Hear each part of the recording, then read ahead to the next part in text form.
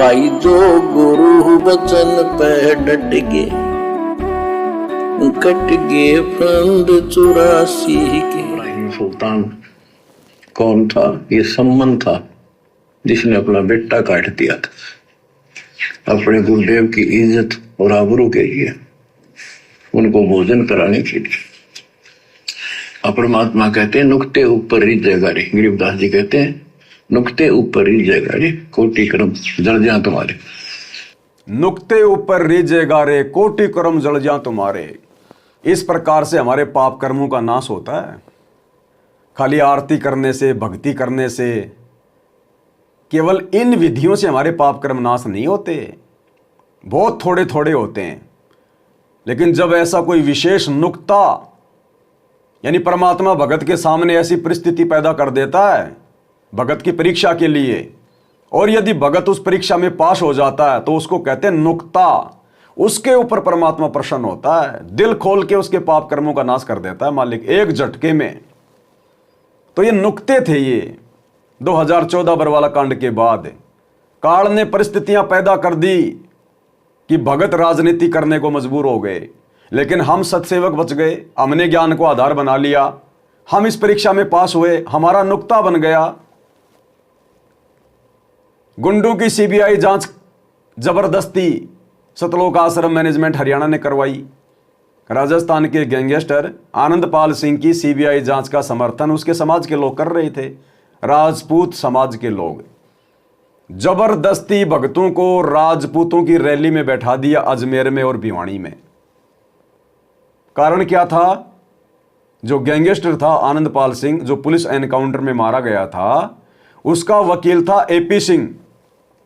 AP Singh को तो पैसा चाहिए भैया, चाहे उसको किसी शरीफ आदमी का वकील बना दो, चाहे किसी गैंगस्टर का बना दो, उसको तो माया चाहिए। और इधर सतगुरु रामपाल जी का भी वो पहले वकील था। उस एपी सिंह वकील ने काल प्रेरणा से सतलोक आश्रम मैनेजमेंट हरियाणा की और राजपूत करणी सेना वालों की आपस में दोस्ती करवा दी। अब राजपूतों ने कहा कि तुम हमारा साथ दो आनंदपाल सिंह की सीबीआई जांच के समर्थन में, और हम तुम्हारा साथ देंगे संत रामपाल जी की सीबीआई जांच के समर्थन में। यह इनका एग्रीमेंट था। और काल ने फोड़ दिए करम भक्तों के। तो वो नुक्ता था। परमात्मा देखना चाह रहा था, क्या मेरा कोई भगत ज्ञान को आधार भी बनाएगा, या देखा देखी भेड़ चाल में जाके उनकी मीटिंग में बैठ जाएगा। तो हम सत्सेवक इस परीक्षा में पास हुए, हमारा नुक्ता बन गया, परमात्मा प्रसन्न हो गया, करोड़ों पाप कर्म भस्म कर दिए। फिर आया हरियाणा जाट आरक्षण। काल ने तो कर्म फोड़ने थे। परमात्मा देख रहा था कि शायद अब की बार मेरे बच्चे ज्ञान को आधार बनाएंगे। फिर सारे के सारे जाट आरक्षण में जाके धरनों पे बैठ गए। लेकिन हम भगत, हम सत्सेवक उस नुक्ते में पास हुए, परमात्मा प्रसन्न हुए। फिर बात आ गई धनाना गांव में, धनाना गांव वालों के लिए बैडमिंटन का स्टेडियम बनाने की। परमात्मा ने देखा अब की बार तो मेरे बच्चे ज्ञान को आधार बनाएंगे। उस बार भी आधार नहीं बना पाए, और भक्तों की ज्योति पाठ और दान का पैसा फालतू में उन पत्थरों में बर्बाद कर दिया गया स्टेडियम बनाने में। हम सत्सेवक अब की बार भी पास हुए, परमात्मा बहुत प्रसन्न हुए। फिर नंबर आया गोहाना जाट धर्मशाला बनवाने का। गुरुदेव ने सोचा अब की बार तो मेरे बच्चे बिल्कुल धोखा नहीं खाएंगे, क्योंकि सत्सेवक भी वीडियो बना रहे हैं, समझा रहे हैं। अब की बार तो संगत समझ जाएगी आश्रम वालों की चाल को, काल के षड्यंत्र को। नहीं समझ पाए। सत्सेवक फिर पास हुए, परमात्मा जी खोलकर खुश हुए। तो भाई और बहनों, ये हमारे नुक्ते बनते जा रहे हैं। नुक्ते जैसे आज आप और हम सभी भगत भाई बहन सेव सम्मन के ये कथाएं पढ़ते हैं, मीराबाई की कथा पढ़ते हैं, इसी प्रकार आने वाले भक्ति इतिहास में हजारों साल जो भक्ति मार्ग चलेगा, ये वर्तमान में जो घटनाएं घटित हो रही हैं संगत में, आने वाले समय में सत्सेवकों के और सतलोक आश्रम मैनेजमेंट हरियाणा के यानी गुरुदेव भगवान के कलयुगी परिवार के ये किस्से, ये घटनाएं आने वाले समय में आत्माएं सुना करेंगी और ज्ञान को आधार बना के भक्ति किया करेंगी। ये उन आत्माओं को सफलता प्राप्त करवाने के लिए परमात्मा वर्तमान में एग्जाम्पल तैयार कर रहे हैं कि आप लोगों ने किस प्रकार से अपने गुरु की गैर हाजिरी में भक्ति मार्ग पे चलना होता है। गुरु के परिवार को देखकर, कोऑर्डिनेटर को देखकर, या गुरु के ज्ञान को आधार बनाकर। क्योंकि आज भी तो सारी घटनाएं गुरु जी की गैर हाजिरी में हो रही हैं। गुरु जी तो हिसार जेल में बैठे हैं, संगत को परमात्मा ने फ्री छोड़ रखा है। इसी प्रकार कल को गुरु जी सतलोक चले जाएंगे, तो उस समय इन घटनाओं को माध्यम बनाकर आत्माएं भक्ति करेंगी, सावधानी बरतेंगी। जैसे आज हम मीराबाई की घटना, धर्मदास जी की कथा, अर्जुन सर्जुन की कथा, सेव सम्मन की कथा, इन कथाओं को पढ़ पढ़कर आज हम सावधानियां बरत रहे हैं। तो भाई और बहनों, आप और हमारे मोक्ष में तो ज्ञान आधार से कोई संशय है नहीं, यदि आजीवन मर्यादा में रहे तो। और बाकी तो भाई भक्तों ने अपना जीवन बर्बाद कर लिया, ये जीवन तो बर्बाद कर लिया, आगे मालिक की मौज।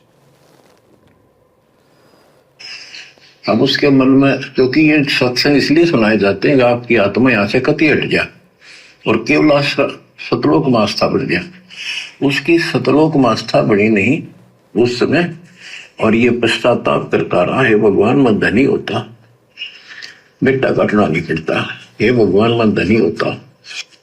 उस जन्म में भी मालिक ने उसको बहुत कुछ दे दिया था, लेकिन फिर भी उसकी वो इसी तड़प के कारण दे दिया, तो वो उसका जान का झाड़ बन गया, वो पार नहीं हो पाया। और फिर अगले जन्म में एक नौशेरवा नाम का बादशाह बना। परमात्मा कहते हैं वो छोटी सी सोच, भक्ति के विरुद्ध छोटी सी सोच उसके जी का झाड़ बन गया, वो पार नहीं हो पाया। अब सोचिए कितनी छोटी सी गलती भक्ति मार्ग में भगत को कितना नीचे गिरा देती है। तो इसी प्रकार हमने भी अनावश्यक डिमांड अपने मन में भी नहीं सोचनी है। गुरु से प्रार्थना करना तो दूर, हमने सम्मन की तरह अनावश्यक डिमांड जो काल प्रेरित हो हमने सोचनी भी नहीं है, अन्यथा सम्मन की तरह हम भी नीचे गिर जाएंगे, हमारे जी का झाड़ बन जाएगा। 70 गंज यानी 70 अरब संपत्ति थी, एक पैसा दान नहीं करे परमात्मा ने। वहां जाकर उसको झटका दिया तो थोड़ा बहुत दान करवाया। वही आत्मा अगले दिन में अब्राहिम सुल्तान अदम बना। अब जैसे कर्म कर रखा वो फल तो भगवान देगा, लेकिन इसने के चाटे सुख न इस धन न इस राजपाट ने अगले दिन में कुत्ता बनेगा। परमात्मा को पता होता है, हम अनजान बालक होते हैं। इसलिए परमात्मा उस नरक से निकालने के लिए अब्राहिम सुल्तान अदम के साथ, उनके साथ कितना कष्ट उठाया जाता है। एक जीव को निकालने के लिए कितने प्रयत्न किया जाता है। और आप इसी तरह बच्चों, इसी प्रकार परमात्मा देखो आपके लिए कितनी व्यवस्था कर रहा है, कहां से अपनी महिमा सुनवा रहा है, कहां से आपको जगा रहा है, आपको प्रेरित कर रहा है। बच्चों लोक अच्छा नहीं, इसमें तुम आंख मीच कर मत बैठो। ये लोक अच्छा नहीं है, इसमें तुम आंख बंद करके मत बैठो। और गुरुदेव कह रहे कि परमात्मा कहां बैठकर तुम्हें सत्संग सुना रहा है। ये सत्संग कहां से आ रहे हैं? जेल से। कि भगवान भी तुम्हारे लिए इतना चिंतित है, कहां बैठकर सत्संग कर रहा है। अरे जेल से कभी सत्संग आते हैं? आज तक कभी किसी के आए? भूतो न भवस्ति, ना पहले इतिहास में कभी हुआ, ना आगे कभी होगा। समर्थ अपनी समर्थता दिखा रहा है। इस बात से भी हमने समझ जाना चाहिए कि हमारे गुरुदेव कौन है। क्या उस जेलर की नौकरी नहीं जाएगी? क्या प्रशासन को डांट फटकार नहीं लगेगी हाई कोर्ट से कि एक एक घंटे के सत्संग जिसके ऊपर देशद्रोह का मुकदमा लगा हुआ है कैसे बाहर वायरल हो रहे हैं? आसाराम की 1.5 मिनट की ऑडियो आज से 4 साल पहले वायरल हो गई थी, टहल का मच गया था। हाई कोर्ट ने आसाराम को फटकार लगाई थी कि दोबारा अगर शिकायत आ गई ठीक नहीं रहेगा। और यहां पिछले 5-6 वर्षों से ऑडियो वीडियो एक एक घंटे के सत्संग, कोई माई का लाल चूं भी नहीं कर रहा। क्योंकि समर्थ जब तक नहीं चाहेगा कोई चूं भी नहीं कर सकता, चूं भी। तो इससे भी हमने समझना चाहिए कि हमारे गुरुदेव कौन है। आम संत हैं, परमात्मा के भेजे गए संत हैं, या स्वयं परमात्मा है। तो यह भी समर्थता का प्रमाण है यदि हम थोड़ा सा विचार करें तो हमने इस प्रकार से भी अपने गुरुदेव को पहचानना है। और गुरुदेव कह रहे तुम आंख मीच के बैठे हो। ये आंख मीच के बैठना होता है। इस भक्ति में आने के बाद भी गंदी राजनीति करना, स्टेडियम बनाना, आश्रमों पे आश्रम खोलना, जबकि भक्ति करने का समय था। पत्थरों में भक्तों का पैसा बर्बाद करवाने का समय नहीं था। हॉस्पिटलें खुलवाना, किस लिए? बीमार हो, एड्स के रोगी हो, कैंसर के रोगी हो, इतना डर लग रहा तो भक्ति छोड़ दो। अरे भक्ति से तो भगत निर्भय होता है, रोगी भगत निरोगी होता है। फिर तुम कौन से डर के मारे हॉस्पिटल खोल रहे हो? फिर ना तुम्हें अपने गुरु पे विश्वास, ना तुम्हें भक्ति पे विश्वास। अगर बीमार भी हो जाओ तो दुनिया में कितनी हॉस्पिटल है, वहां जाके एडमिट हो जाओ। आज से पहले क्या धनाना की हॉस्पिटल में तुम सब अपना इलाज करवा रहे थे क्या? तो ये काल प्रेरणा है। व्यर्थ में भक्तों का पैसा और उन भोली आत्माओं का समय मजदूरी करवा करवा के काल के द्वारा बर्बाद करवाना। तो ये आंख बंद करके बैठना है, आंख बंद करके बैठना।